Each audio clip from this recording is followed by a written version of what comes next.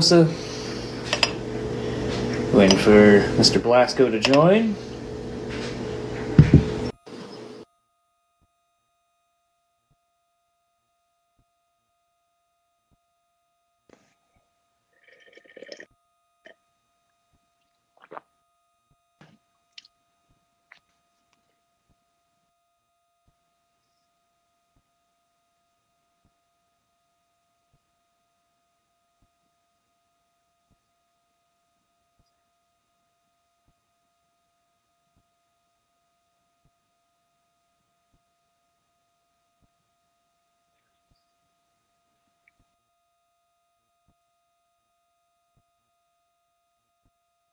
So This may not work. let's see how that goes. Connection a little bit better? Is there still a lag on your end? It might be okay now. Okay. Yeah. How are things out your way this morning? I mean, to be expected. Yeah. Yeah. It was a little weird last night here in Grand Rapids. It was weird to see my city trending for all the wrong reasons, and Right. but it was pretty interesting to go this morning, a mere few hours later, and to see the whole city basically downtown cleaning up uh, all the graffiti and a lot of the damage and so forth. So it was, I guess, take the good with the bad kind of a situation. Sure. Yeah, More, I it's think kind of that makes sense. yeah, I think it's kind of what we're in right now. Um, didn't necessarily want to keep it focused on any of that. It's just I didn't expect everything to happen as it has unfolded in the last, I'd say, 18 hours or so. For sure. So a little bit hard not to kind of talk about things, especially when they are so cool, like 5 minutes away from where you live. Um, all of that said, though, I have kind of been thinking about the different aspects of what you do in the industry and how you seemingly are always having to adapt between being a musician, being a business, having a business yourself, being a band manager, and so forth. And just the adaptability that you've had to endure over, what, a 30-year career at this point? Yeah. With the plus, I think it basically started in 1986. Yeah. Yeah. How do you feel that has, and what you've traversed over the 3 decades plus, has maybe better prepared you for what we're going through? I don't think it has anything to do with one another, to be totally honest. I guess maybe the uncertainty of your day to day, maybe, because of you can show up and stage isn't the way it's supposed to be. You just kind of have to roll with the punches and be more fluid with everything. I kind of think is more where I was going with it. Yeah, I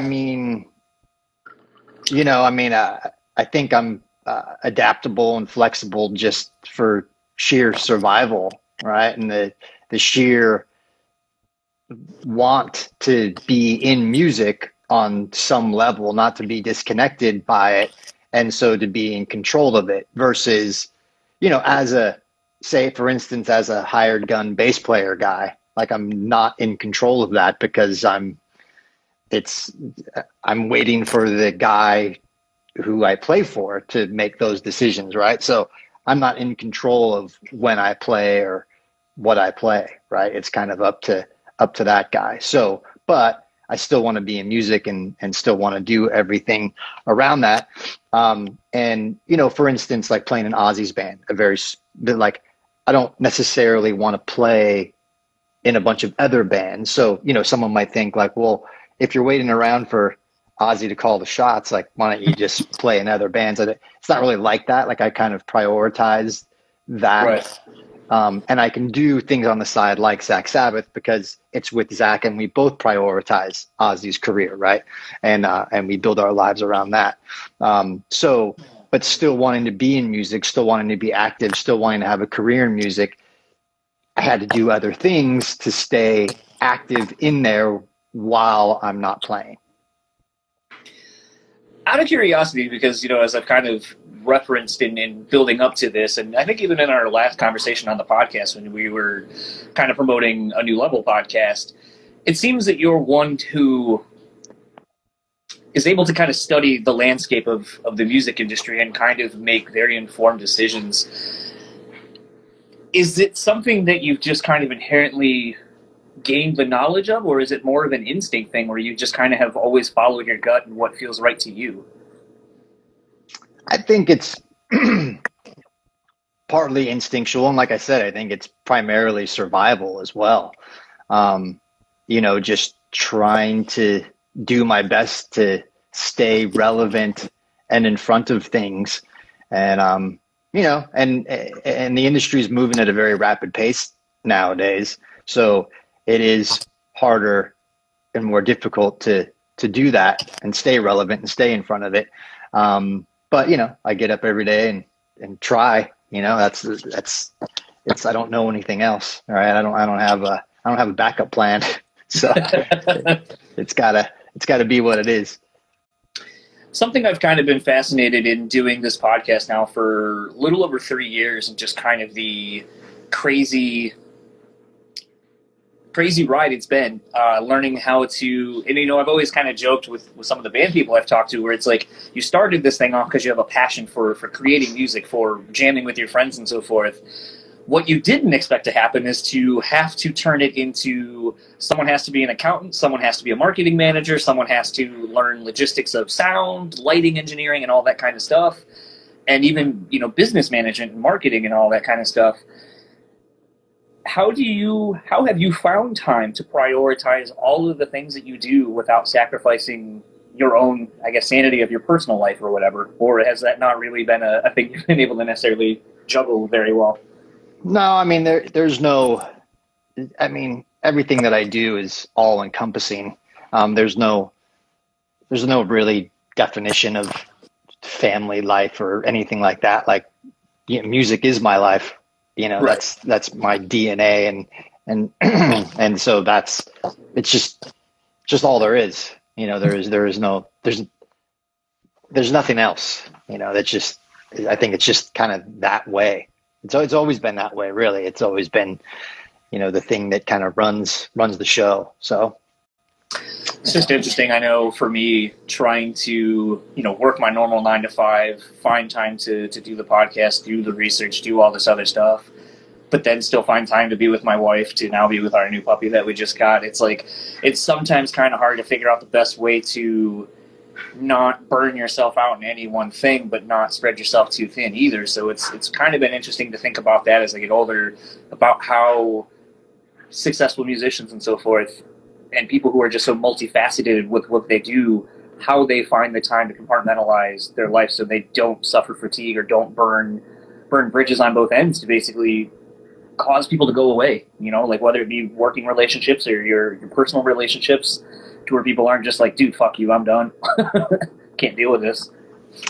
Yeah, you just, like I said, man, you just get up and do the best you can. There's I don't think there's any trick to it or any secret or anything that, it's like you just gotta, it's kind of simple, really. You just gotta do the best you can do, and then wake up the next day and do the same thing. So, I don't know. It's not very insightful, I guess, but that's just the way it is. I just think it's something for me where I try to glean some knowledge or perspective from people who have been doing this for a while, and maybe learn from some of those mistakes that they've made, where they're like, what I needed to do was dedicate X amount of time, maybe per day or whatever, treat the other things like you would a job, and then basically it allows you to kind of prioritize everything equally or as equally as you can, so you're not suffering fatigue and you're not burning out people that want to be around you. Yeah, I probably straddle the line of burnout, but there's no option, right? Because it's like what I do justifies everything else.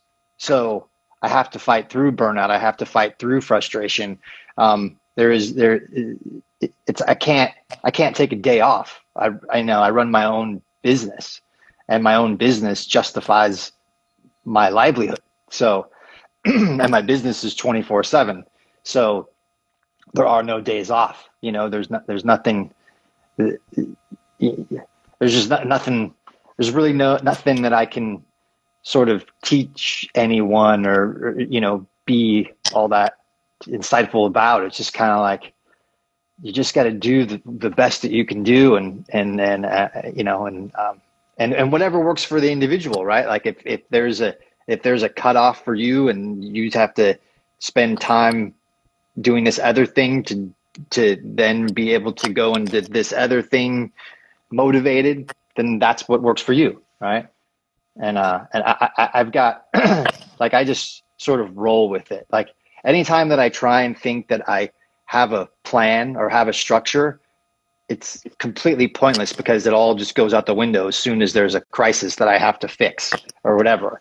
And so it's a sort of penciled in structure, but it can't, like I can't, as much as I've tried and I wish that there was, I could wake up at this time and do this and at this time and do this and go to the gym at this, like it just can't happen. It just doesn't work that way. Out of curiosity, I know in dealing with a lot of the publicists who are constantly emailing me now because all their clients have a shitload of time to do press. Are you finding that on your end of things that you are busier than you have been typically when the touring industry kind of was more at a normal pace? I'm definitely busy. It's just in different ways. I mean, this whole thing is really shed a very dark light on the reality that, your livelihood can be taken away from you at a moment and you having no say in it. Right. So that's frightening. That's frightening that you spend, your entire career on building one thing that can be taken away in an instant and you not having anything to do with it. That's pretty wacky. And I got to think, the countless people that are, unemployed right now are thinking the same thing. But not to be negative or anything, but it's just, so I think that there's a dark cloud hanging over all of us now.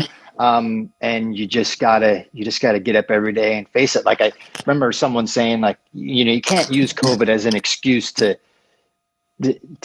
tag out. Right. And that really kind of stuck with me is like, yeah, I mean, you just gotta fight, you gotta innovate through it. You gotta figure out a way to make it work.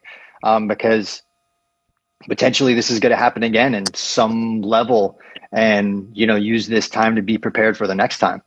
But I think the answer to your question is I've been as busy as always. It's just busy with different things. Like I'm saying, taking time that I would have spent on this to try and focus on innovating in some way or coming up with a new idea to actually make up for that missing income and work for myself or the bands and what have you. So it's been a challenging time because it's been dark, but then on the flip side, trying to be as creative as possible and innovate. So it's definitely a share of very struggling challenges. Have you been surprised at some of the interesting, I'm kind of thinking, listening to a bunch of different podcasts I listen to and kind of just seeing everything that everyone's doing. A friend of mine had the drummer from Clutch on his podcast the other day, and, they're talking about looking at adapting and going to smaller, probably bars even, just to kind of get back out because, Clutch is a live band. They like the live experience. They like the joy of playing with each other, much like a lot of bands do. But then you're even seeing things, like I think it was Dropkick and Code Orange did the empty shows or empty venue shows. And you're kind of seeing a lot of bands doing interesting things, Bad Wolves with like the Patreon, doing covers, doing, things. And it's been interesting to see how the industry has adapted. I know that's kind of a theme we're kind of talking about, but they can't go out and play shows, which is how a lot of bands make money. And so for them to kind of figure out different ways to do things, like I was talking with Brian from Currents, which will be out next week, I believe, And, we got to talking about how it's interesting to see Code Orange kind of adopting more of the hip hop philosophy. And sorry, Talk to Me, it was on the Talk to Me podcast. He just commented on it. But basically, they're doing what hip hop has kind of been doing, where there's a single and then they put out a clothing line behind it. And there's all these different facets to how they're promoting their music now, which isn't necessarily the traditional means of how rock and metal have typically done it. And I think it's been interesting to see that slight change during this COVID thing, where it almost seems like the rock and metal industry is almost adopting to what pop and hip hop have been doing for a while, which is just kind of doing things, live streams, finding other things and so forth, and just kind of getting their name and the brand out there to keep it consistent. And I'm wondering if we'll see that trend keep happening once all of this is over, because they realize that it does work. Yeah, I mean, quite possibly a lot of bands have discovered a way to utilize social media that they maybe had taken for granted before. I definitely hope that exploration continues, and I definitely, I mean, Clutch is a good example, whereas they've been doing the 3-song live streams for free, right? And they just did a paid one the other day.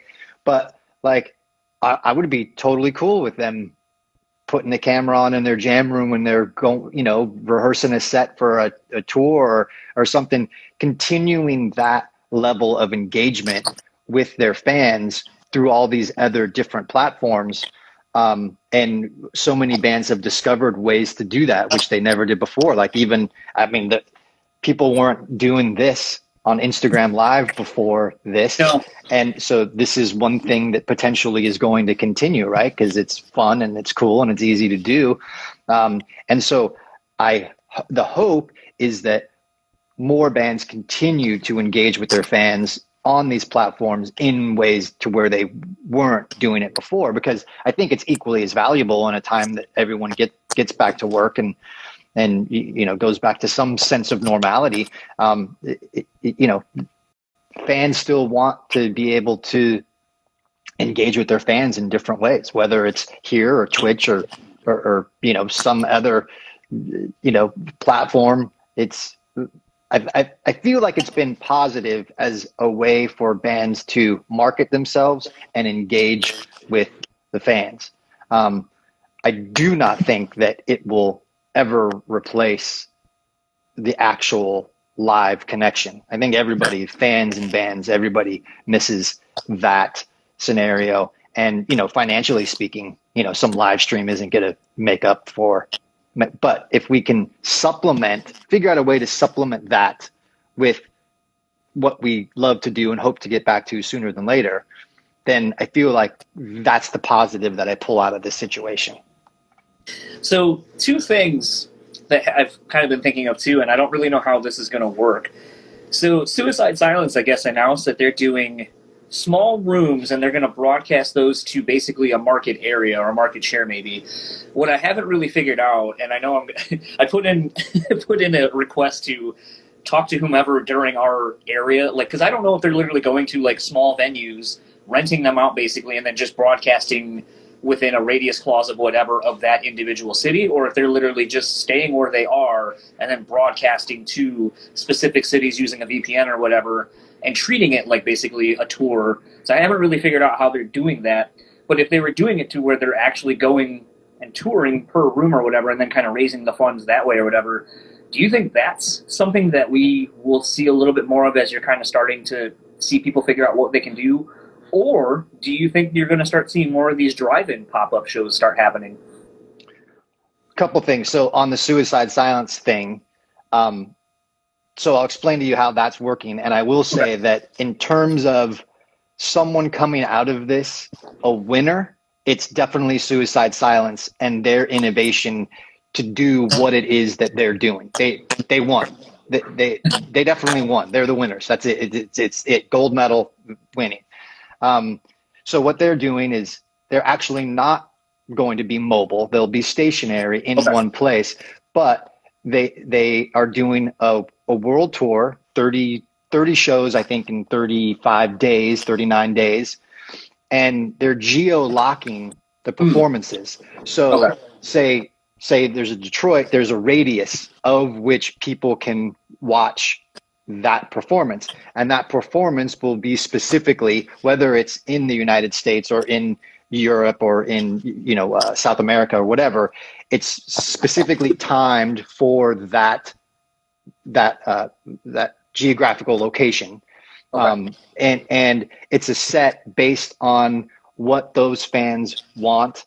And so they'll do an hour and a half show based on a set list that particular city has done or has helped them create. And then they'll play that set. And then there's a Q&A after. I think the whole thing is like a 2 hour sort of event. And they're the only ones that have figured it out to where they're monetizing multiple areas and catering to that specific market. As far as I'm concerned, every band should be doing exactly what they're doing. And I think it's great. And they created the model. I think they created the coronavirus model. Right. And quite possibly they've created something, because, not every band can go to every city and every country that they have fans at. Right. I mean, it's in a lot of ways, it doesn't factor into the routing, or it's just too expensive to get to the dark depth corners of, Zimbabwe or whatever, but there's still fans there waiting. Right. Yeah. So quite possibly what they've done is they've figured out a way to supplement a tour by being able to then hit every area that has fans. So they can do a regular 30 city tour, but then hit another 30 cities that they couldn't get to by doing this kind of thing, and also charge and really kind of supplement their income for a tour. And I think what they're doing is brilliant. So and then the drive-in thing, may or may not might be expired by the time someone can really figure out how to do it well, because bands are doing gigs. Clubs are opening at 50% capacity. Things like Sturgis are going to happen as they would have happened. And I think that, if you consider that it's not even June yet, and there's clubs opening this weekend, there's bands doing shows, there's the capacities are reduced, but the shows are the same. I had a buddy's band drive to Tucson and headline a show at a club in Tucson last night. So that being said, I feel like if clubs are at 50% capacity in May, then it's quite possible they'll be at 100% capacity by the end of the year, if not sooner. So I feel like the drive up thing may not end up being a thing. It's quite possible.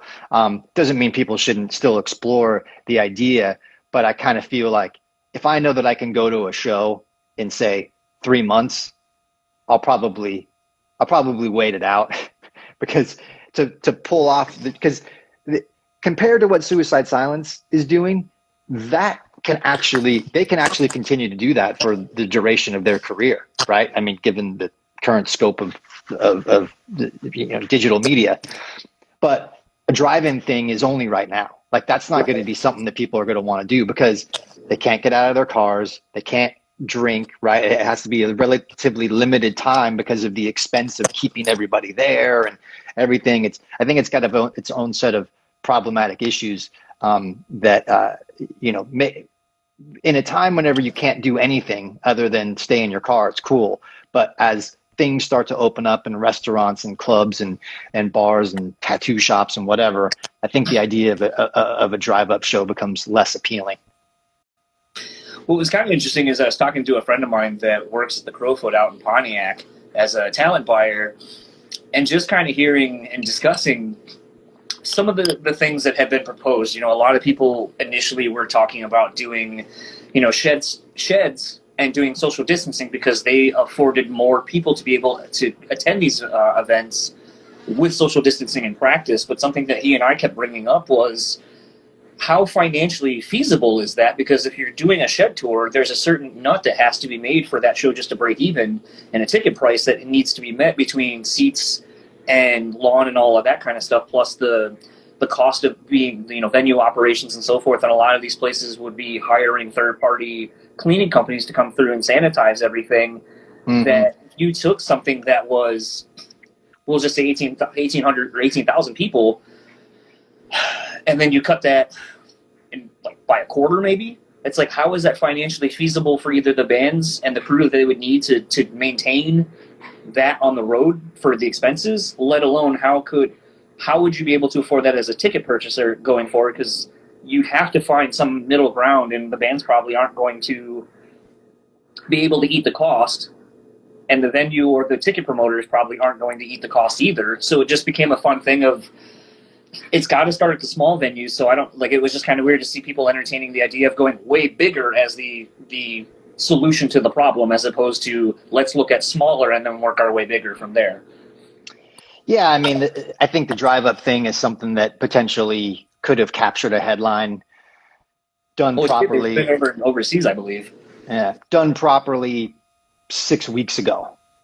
Pulled off and, drive up and you live stream it and it's a thing, and you capture that headline and you become innovative and unique, activating in the, current time frame. But yeah, I think those things will become less appealing as more stuff opens up.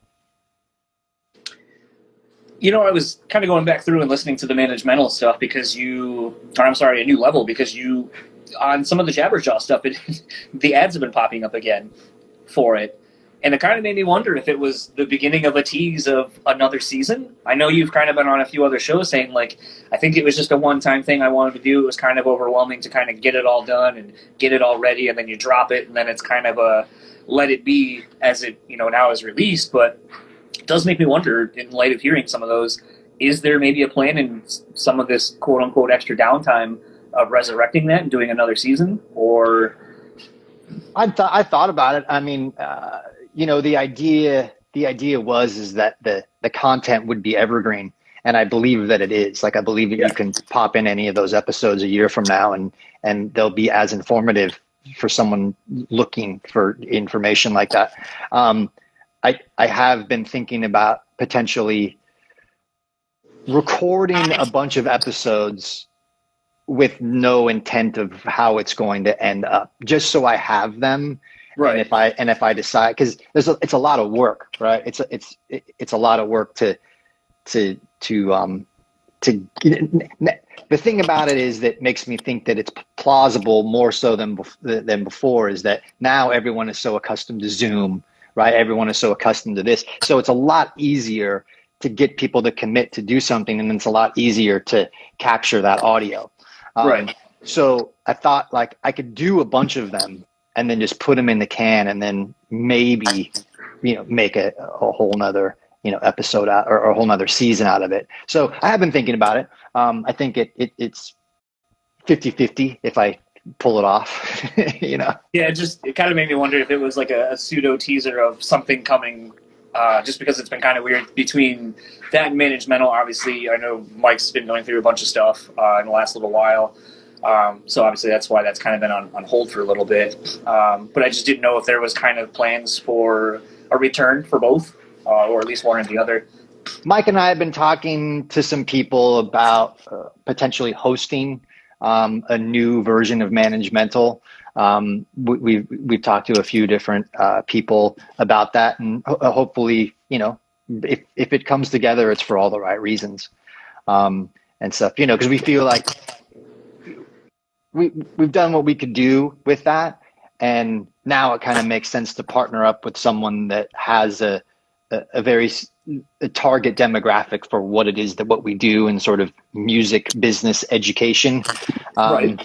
And so it's important to align ourselves with someone that can, that we can share the demographic and really kind of provide a service to someone that wants that information.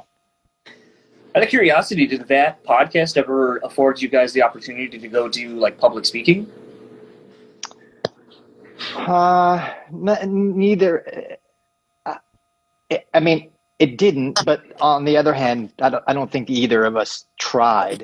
I don't think we explored that as an option. Mike and I did do something with a friend of ours, Jason, there was a URM Academy thing in it was in Vegas, and we were on a panel, so that's probably the only thing that was related to it.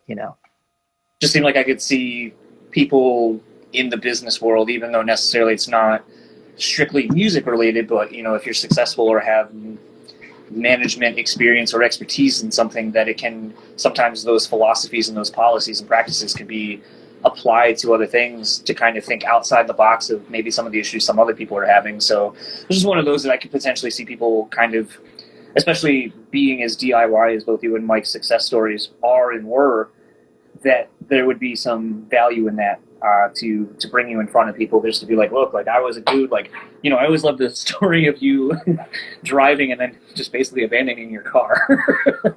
And it's like, that's, but I mean, like you were saying earlier, that's what it fucking took. Like you were like, hey, like I gotta keep moving. And, I'm not going to let a car being broke down slow me down from getting where I need to be or doing what I need to do. And I think those philosophies apply to anything. It doesn't have to just be, being in a band or whatever. I think those are just life lessons that intrinsically successful people have. Yeah. Quite possible. I mean, I often question the validity of, music business education. As a musician, I know musicians. So on one hand, on one hand, I know that the types that are very motivated and very information hungry, and then on the other hand, the majority of them I feel like think that they know everything anyway, and they or they're caught in a mythological idea that someone will just do everything for them and then they just write the music, and now more than ever is a time for musicians to take full ownership of their music. I'll give you an example. So a friend of mine, their band, they just put out their record last week or the week before recently. And they own all their masters, and they have a small independent label in Oakland that puts out their music, and they have a good relationship. They have a good working relationship with them. But they're a smaller independent band and label. And then they were approached by a big indie after like 3 days after their record came out, and they were presented with a contract. And I looked it over, and it's a very small amount of money for the label to own their next 3 records forever. Oh, so there's not even like a sunset clause on the contract then? No. And I mean, it wouldn't anyway. I mean, it's either kind of like they own it forever or it's like a licensing deal, right? But in this case, here's a few grand, and then we're going to own your masters for your next 3 records. And I'm like, look, man, like talk to the band and see what they want to do, right? Because they may be thinking of this as a level up to where it's a justification by being with a bigger label that maybe bigger opportunities will present themselves. And I go, but this is what you're giving up. You're giving up full ownership of your masters, and they want a piece of publishing and they want a piece of merchandising.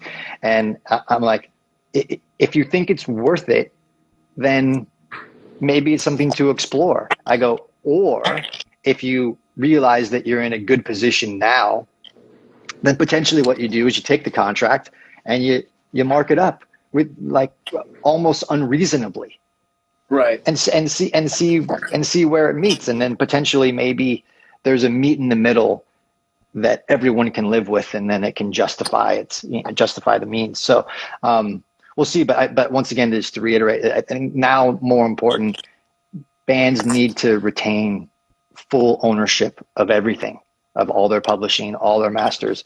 And even at the point to where they then have to learn how to market themselves and how to get out there and how to tour on their own or whatever. But 10 years from now, 20 years from now, if you don't own all your stuff, if you don't build your own catalog of assets and you're just giving it all to a record label to exploit for the duration of the label's existence for $3,000, $5,000, like I struggle to make that make sense in Right. 2020. Out of curiosity, I've kind of brought this up to a couple of different people. Like I had Christian on the podcast, and we did a live thing recently from El Nino, formerly, and he was kind of talking about some of the stuff he was going through and getting his like solo project, signed and all that kind of stuff. And I had asked him, "Are you starting to see contracts not have outdated verbiage as far as including streaming numbers now, including whether it be sunset clauses or maybe not, we own the masters for a blank amount of time or whatever." And he was, like, I have a lawyer that I kind of have handle all that kind of stuff, and they have hopefully my best interests at heart and all that kind of stuff. But I'm wondering, are you seeing more contracts now for the newer bands and newer like people coming up, where that verbiage is now in contracts, or is it still antiquated where it's just about the physical? It's as it always has been. Yeah, sure. There's plenty of that. I mean, there's plenty of horrendous deals out there. On the other hand, there are plenty of smart indies out there that have good situations with the artist that work for both the label and the artist. Whether it's a 50-50 net split and it's licensed, like a licensing for, a 10 years, say 5 years, it's a short amount of time. Or in a lot of ways, these really small indies, they just work it out to where it's just product based. They'll make 500 units, they'll give 100 units to the band, the label will sell 400 units on their own, and then they don't account to one another. And the band can sell the 100 units on their Bandcamp and make all that money, and then the label, sells their 400 copies and makes all that money. And then for that, they're the ones that put it up on all the DSPs. They pay a publicist. They kind of cover some of that initial sort of, marketing visibility. And that's just one option. But yes, are there still archaic 360 record deals that are trying to take all the rights and masters away from the bands? Hell yeah. Like that one that I saw the other day was pretty close to that. And it's predatory on some level, because in a lot of ways these bands feel, and I understand it, but bands tend to feel validated by aligning with the label, because I think that in their minds, they think that someone else thinks the band is as valuable as the band does. Does that make sense? Yeah, it does. And I think therein lies the problem. Whenever you can be like, man, but look at the empire that Ian MacKaye built, but like doing it themselves and making their own rules and putting out their own records and finding, bands to work with and sort of building their own scene and building their own environment and doing it on their own terms. Man, it's like, to me, that's much more inspiring than looking at those models. Is just so much more inspiring to me than just giving all your rights and masters away for a few bucks just for the validity of being aligned with some label that had some success, probably by luck. It's been interesting, following, having friends that are in the industry touring and all that kind of stuff, and having people on behind the scenes and so forth, and just kind of hearing how all of it works, just kind of taking it all in. And, something I was kind of thinking about recently in light of Tony Brummel opening up another, I don't know if it's a boutique label or whatever, but basically opening another label or starting another label after he basically sold Victory. I was kind of thinking about that whole I don't want to necessarily call it a scandal, but basically I forget who it was that worked at Victory, basically shed light on everything that was going on within their tenure of working for them. And, something that was kind of interesting, and, I'm not surprised it happens because, at the end of the day, it's about making money, whether it's not paying out the money so you can keep it. But hearing about how, at least in Victory's sense, they would take out like end caps at Best Buy at the time, and the album was already basically done. The band was getting ready to go record another record, but they're still taking out ad money for a record that shouldn't even have to have an end cap because it's not time to focus on that record anymore. But that keeps them in the red, not in the black at that point, so they can't recoup. And it makes me wonder now, with a lot of those avenues basically being gone for physical media, if it's making the transparency between a label and the band a lot more transparent, or if there's still instances of that kind of happening, although it's a little bit harder to find ways to do it where it's like, okay, we're taking maybe a full page ad out in print media, charging you for the full page ad, charging this band for the full page ad, and whomever, and it's just like 6 bands on one full page ad where they're only getting a quarter of it or an eighth of it or whatever. Some of those kind of practices that you've heard of, but I'm just kind of wondering if because of the transparency now of lack of spaces for these things to go on and be viable anymore, if it's making that go away and people having to be more honest. You think? No, I mean the music industry will never be honest. That's just, it's. I mean, it was built on dishonesty to begin with, and I think that will always continue. I think the difference is that now bands can be smarter. They can market themselves. They can hire a publicist, right? They can put their own music out. They can go to furnace manufacturing and make vinyl. They can put up a Bandcamp. They can make a Shopify store. You can print on demand merch. You can put up you can make your music on your laptop at home. You can put up that music on all DSPs through DistroKid or CD Baby or whatever. Right. I really kind of struggle with the idea of what a label really even brings to the table, especially if you don't need any cash infusion to help, make your recordings. And most bands these days don't. I see a lot of bands, a lot of independent bands making their own futures and owning their catalog. I really kind of feel like that's the way to go. Like even on a smaller club level, you can make a living if you own everything, especially if you're smart enough to create a scene with it and develop a real sort of message that resonates with a fan base of people. And it doesn't have to be the biggest fan base in the world, as long as so you retain all your rights. But yeah, I mean, like I said, I mean, I think you'll find good people in this industry and you'll find bad people in this industry, and that's probably always going to be the way it is. And that's unfortunate, but you gotta try and be as smart as you can. This might be an odd question, and I just kind of was thinking about it as you were saying that the industry is always kind of, I don't want to say corrupt, basically just is the way it is. How has being and traversing your way through the industry, as in all the facets that you do, how has it changed you? Good, bad, or indifferent, I guess. Sorry, one more time. You were kind of saying that, as we're kind of talking about the business side of things kind of fucking over the bands and so forth that are trying to just make a go of it. In light of all of those things where, maybe sometimes it's easier, a better opportunity for you to lie, cheat, steal, whatever, to get ahead, to gain whatever, how has your time in the industry affected you, for the good, the bad, whatever in between? Is there something you can think of where you're like, oh, wow, had I not been in this industry, I probably wouldn't have this characteristic trait, or I wouldn't have done this? Or is maybe there's not an example of that? Maybe you've kind of just always stayed straight and narrow and stuck to your guns the whole way through.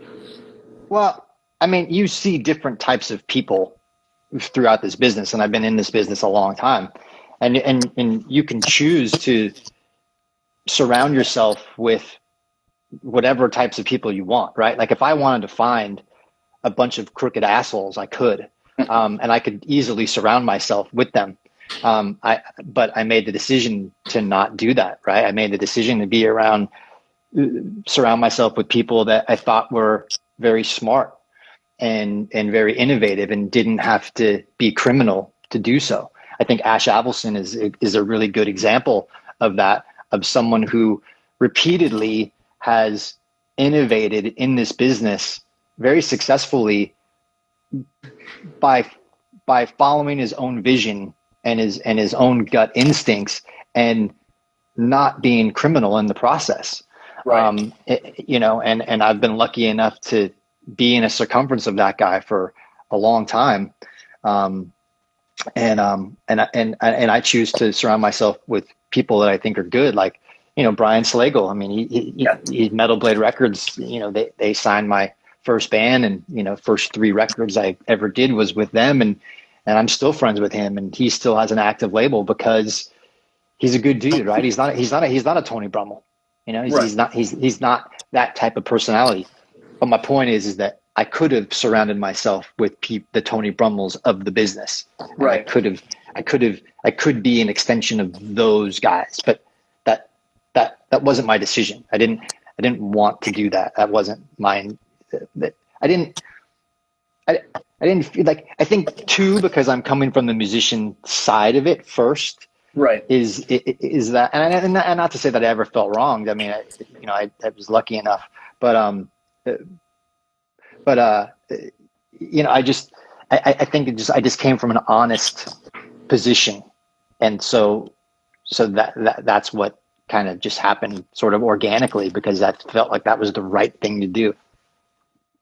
Out of curiosity, I'm, as you were kind of just saying that, talking about surrounding yourself with the people, that are of a certain character quality and that, kind of are inspiring to you to achieve certain levels of success and so forth.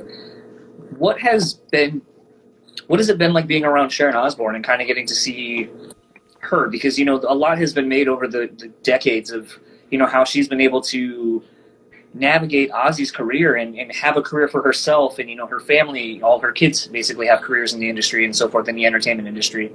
And I feel like that would be someone who would be really interesting to just kind of sit down and shoot the shit with, and just kind of, because she seems like a no bullshit kind of person, which I admire people like that who will just tell you the way it is.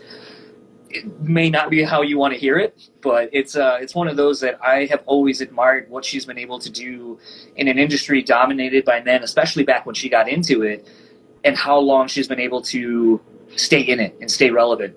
And so I feel like that's, as someone who would probably aspire to find qualities like that in other people that you want to be surrounded by, what is something that, maybe in conversations you had with her or whatever, that you've been able to kind of take something from or learn from her firsthand? I mean, the one thing is that, she's been in the business for a long time, and you hear stories, and those, I haven't witnessed anything along the lines of what people will say. Right. I've never been privy to anything like that. She's been nothing but super generous to all of us. And, look, and they're running a business, and they're running a family business. So I think it's also too, coming into the situation like that, being realistic and understanding the situation, right? I think you can very easily misunderstand the situation, and then therefore feeling you've been wronged because you didn't get a grasp of what you were dealing with, right?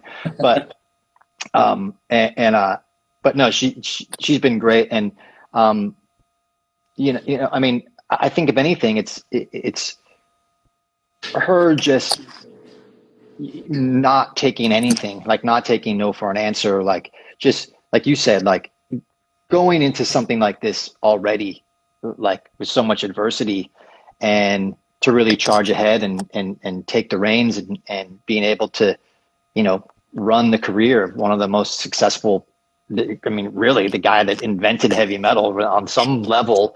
Right. It's not like, it's not like she managed just some dude. Like he's the reason why we're all here, Right.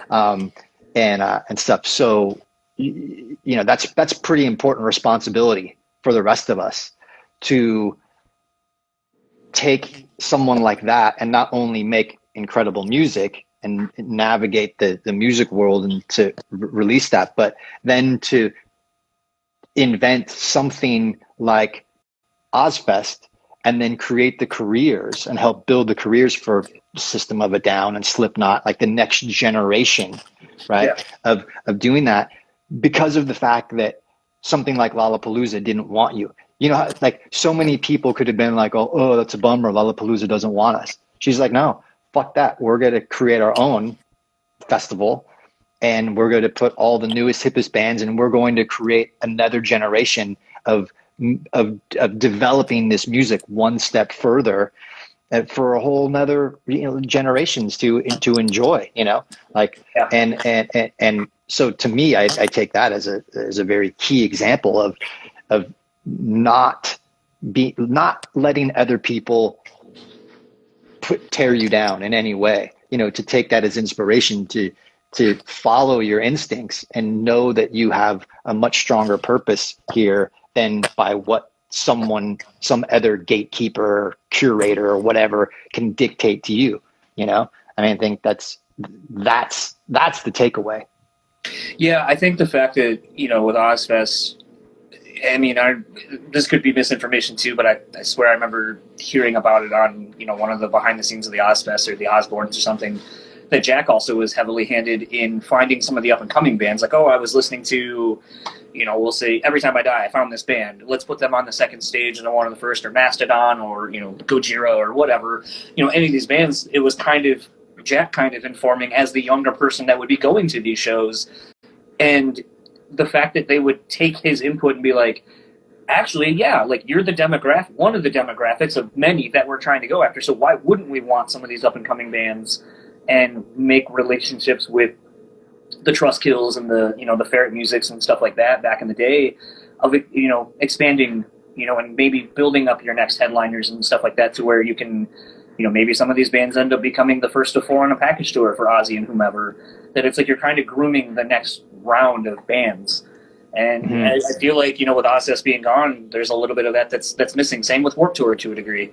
There's a little bit of the tribal knowledge that is able to be passed down from the bigger bands to the up and coming bands, that then allows them to kind of move forward and be like, someone from this band really kind of taught me how you're supposed to do this and not to be an asshole and get wasted at fucking 10:30 in the morning or whatever. But it's I don't know. It's just been kind of interesting growing up, and like I said, listening to your podcast and listening to a lot of the music podcasts I listen to, where it's just like, I feel like there's something missing, and I don't know what it is, and I haven't been able to put my finger on it. I don't know if it's the fact that some of these festivals aren't around where it's a multi-generational thing, and sure, don't look to them every year and look forward to going all day and finding new bands. I don't know if it's that people don't want to take the time to find new bands anymore. They just want whatever is directly in front of them and spoon-fed to them. I don't know. I also feel like, that I do a little, I help as much with that as possible, because, I'm older, I've been around for a while. And so I'm around a lot of people that are, my age and whatnot. And it's a common scenario where someone goes like, man, there's no good music anymore. And I understand that, right? I understand it, because my generation of people growing up, things were in front of us. Like, you didn't really have to go digging that far. Like, you could turn on the radio, you had friends, you could turn on MTV, and, they played cool stuff and stuff, as much as there was Madonna and Michael Jackson, there's Judas Priest and Iron Maiden, Right. And stuff. So now, you have when you look at what a band can be, right? Like, then you look at it and you go like, man, you could be in a band and you could play arenas, right? Like, that's where it could go. Like, you could get together with your friends in the garage and you could build this thing and it could go as far as 2 arenas.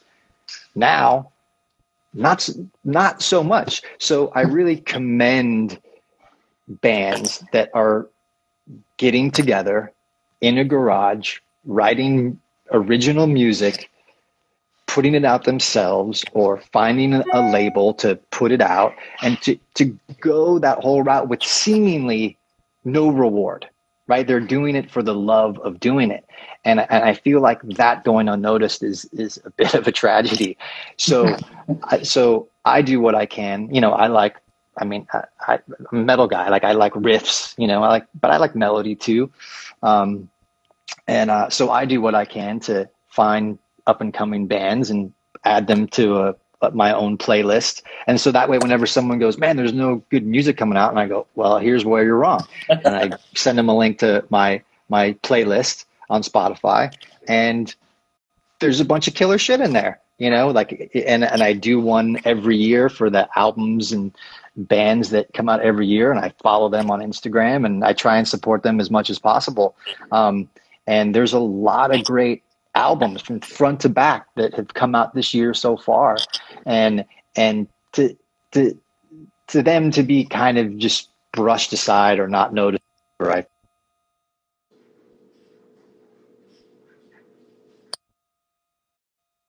So I do what I can to help support the next generation. Out of curiosity, I know you did one of these with my friend Frank for the Nomads fundraiser thing he was starting.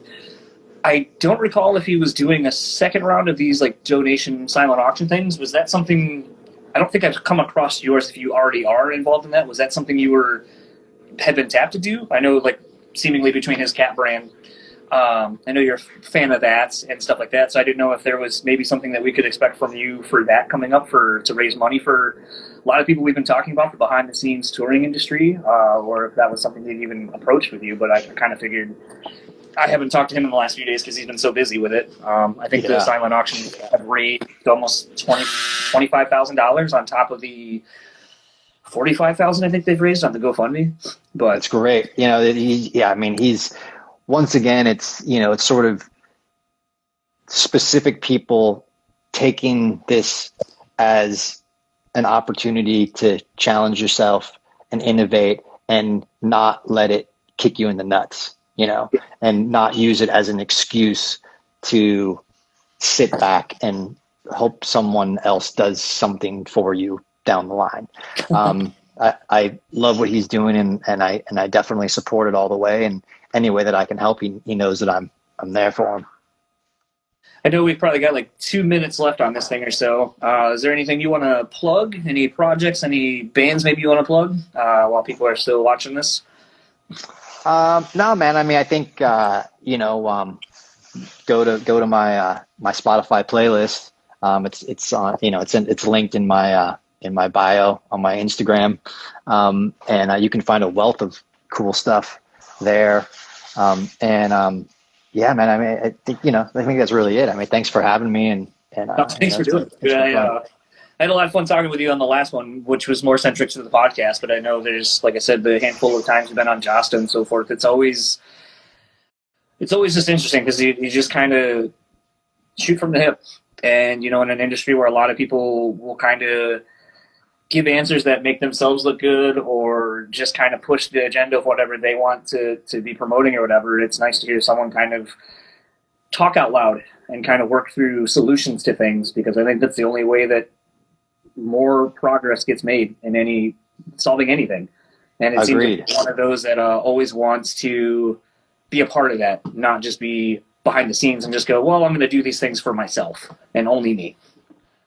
Yeah. I mean, look, I would love somehow to help propel the music business forward, and maybe selfishly the music that I like, rock and metal, as much as possible, and to have a voice in there. And, because if you think about it, like a lot of where we're at now, a lot of the progress made in music industry has been by tech people, not by music people. So that's a little unfortunate, that's how we're along for the ride from someone that really has no love for what it is that we do, right. and that we're so passionate about. Right. It's kind of, when you think about that,